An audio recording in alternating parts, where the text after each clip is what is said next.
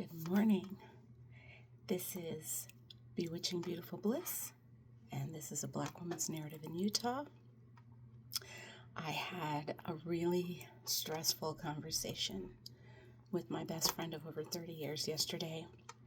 This is a hard topic. So if you are a person of a certain age, you may have discovered, if your parents are still alive, that the roles are starting to switch.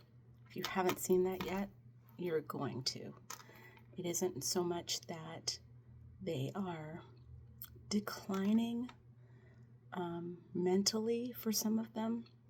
It's just maybe a reversion back to youth in some ways. They have kind of relinquished responsibility a lot of the time if they're retired and they're just sitting around not doing much anymore. And so there are things or conversations that I'll have with my mom, and I go, I know I've had this conversation before, but the roles were reversed. An example. So she had a lunch. She lives in a retirement community, and she had a lunch, and a lady came and sat with her, and they were chatting, and they bonded over the fact that they are not part of the dominant religion here. And so later on, the lady gave her phone number, my mom. And so my mom's telling me about this lady she's met and how they were bonding and getting along so well. And then she's like, and then she gave me her phone number. And so I think I'm going to give it to the pastor to call her and invite her to church. Pretty sure that's not why she gave you her number, Mom. And beyond that, let's not just give people's phone numbers to anybody. I know I've had that conversation with her when I was like 7 or 8 years old. Don't just give out anybody's phone number. But that's an example. There have been others. With my best friend, her mother has been calling and not saying anything. And then when she does talk to her, sometimes it's nonsensical. And so we're concerned that early onset dementia is happening, or malnutrition. She's diabetic, and the husband she has currently does not take care of her the way he should. We've never been happy with this relationship.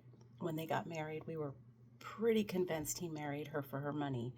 And now even more so. And in fact, I think he told her at this point, I never loved you, which is horrible, but found no problem with setting up house with her in a completely different state, separate from her children. And I'm sure that was part of his plan.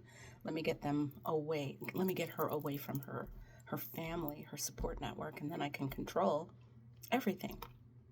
So anyway, she was so devastated talking to me about it yesterday. And so I gave her a game plan on what I think she should do. And unfortunately, with my friend, she's a very soft and gentle spirit. And so I think sometimes she just lets the defeat of the world take over. And I'm the opposite. I rail against decline. I rail against things holding me back. And whether that's a good aspect of my personality or not, I think it would definitely come in handy for her right now, so she could take charge of the situation and get her mother into a safe place within a safe situation, which is back home or back in the same state where her children live, and they can see about her. Because if it's just a matter of not eating well, maybe a UTI, because that can affect the brain too, getting her checked out, getting her on antibiotics, she may get her mother back and the lucidity may return. I don't know, but the sooner she can get her home, the better.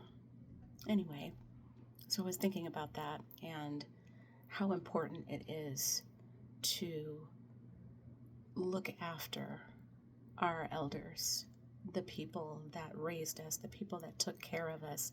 Other countries, they celebrate their seniors, and we discard them here, and it's really sad. I try to talk to my mom at least a couple times a week just to make sure I'm touching base and making sure she's okay. But I know people that never communicate with their parents or even their grandparents. So my point today, I guess, is to consider that someday it's going to be you. And you may be sitting alone wondering where your family is, why they're not connecting with you, why they're not reaching out to you. It's so important to try to be selfless in this life. Anyway, just more ramblings, which seems to be the nature of this video and all the others I've done. So I hope you have a beautifully blissful day, and you can organize my thoughts later. Have a good one.